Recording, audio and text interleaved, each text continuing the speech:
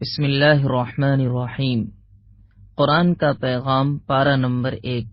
سورہ بقرہ آیت نمبر 21-22 میں اللہ تعالی فرماتے ہیں، اے لوگو، اپنے اس پروردگار کی عبادت کرو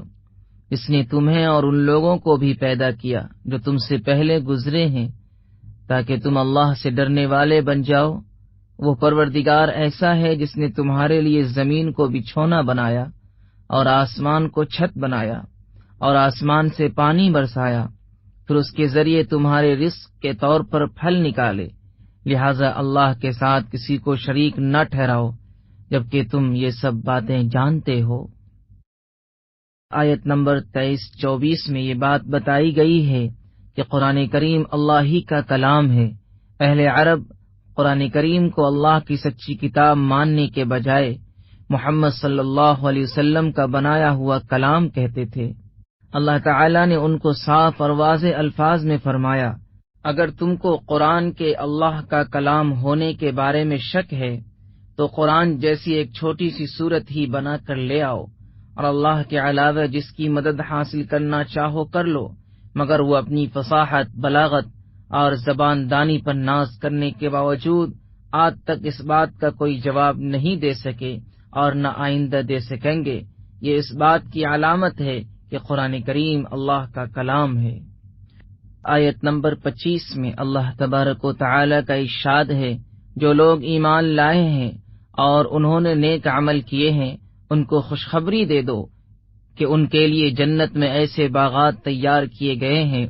جن کے نیچے نہریں بہتی ہوں گی۔ جب کبھی ان کو ان باغات میں سے کوئی پھل رزق کے طور پر دیا جائے گا تو وہ کہیں گے، یہ وہی ہے جو ہمیں پہلے بھی دنیا میں دیا گیا تھا، اور انہیں وہ رزق ایسا ہی دیا جائے گا جو دیکھنے میں دنیا کے پھل جیسا ملتا جلتا ہوگا، لیکن اس کا مزہ دنیا کے پھل سے بالکل الگ ہوگا، اور ان کے لیے وہاں پاکیزہ بیویاں ہوں گی، اور وہ ان یعنی جنت کے باغوں میں ہمیشہ ہمیش رہیں گے۔ آیت نمبر 41-43 میں اللہ تبارک و تعالی کا فرمان ہے،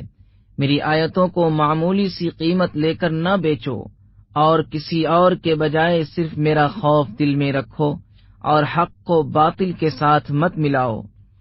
اور نہ حق بات کو چھپاؤ جبکہ اصل حقیقت تم اچھی طرح جانتے ہو، اور نماز قائم کرو اور زکوٰۃ ادا کرو، اور رکوع کرنے والوں کے ساتھ رکوع کرو۔ آیت نمبر 44 میں اللہ تعالی فرماتے ہیں، کیا تم دوسرے لوگوں کو تو نیکی کا حکم دیتے ہو اور خود اپنے آپ کو بھول جاتے ہو۔ آیت نمبر 45-46 میں اللہ تبارک و تعالی ارشاد فرماتے ہیں،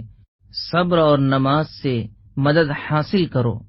نماز بھاری ضرور معلوم ہوتی ہے، مگر ان لوگوں کو نہیں جو خشوع یعنی دھیان اور عاجزی سے پڑھتے ہیں، اور جو اس بات کا خیال رکھتے ہیں کہ وہ قیامت کے دن اپنے پروردگار سے ملنے والے ہیں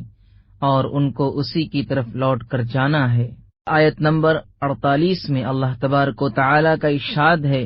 اس یعنی قیامت کے دن سے ڈرو جس دن کوئی شخص بھی کسی کے کچھ کام نہیں آئے گا، نہ کسی سے کوئی سفارش قبول کی جائے گی، نہ کسی سے کسی قسم کا معاوضہ لیا جائے گا، اور نہ ان کو کوئی مدد پہنچے گی، بلکہ اس دن ہر آدمی کا اپنا عمل کام آئے گا۔ آیت نمبر 74 میں یہ خبر دی گئی ہے کہ گناہوں سے دل سخت ہو جاتا ہے۔ اللہ تعالی نے انسان کے دل میں حق و سچ بات کی قبول کرنے کی صلاحیت عطا فرمائی ہے، لیکن انسان اللہ کی نافرمانی اور گناہ کر کے اتنا آگے بڑھ جاتا ہے کہ اس کا دل پتھر سے بھی زیادہ سخت ہو جاتا ہے، پھر نہ تو وہ حق بات کو قبول کرتا ہے اور نہ اللہ کے خوف سے ڈرتا ہے۔ گناہوں کی کثرت سے دل میں سختی پیدا ہو جاتی ہے، اس لیے ہمیں تمام گناہوں سے مکمل پرہیز کرنا چاہیے۔ آیت نمبر 110 میں اللہ تعالی فرماتے ہیں، تم نماز قائم کرو اور زکوٰۃ ادا کرو، اور یاد رکھو کہ جو بھلائی کا عمل بھی تم خود اپنے فائدے کے لیے آگے بھیج دو گے، اس کے بہترین بدلے کو اللہ کے پاس پاؤ گے۔ بے شک جو عمل بھی تم دنیا میں کرتے ہو، اللہ اسے یقیناً دیکھ رہا ہے۔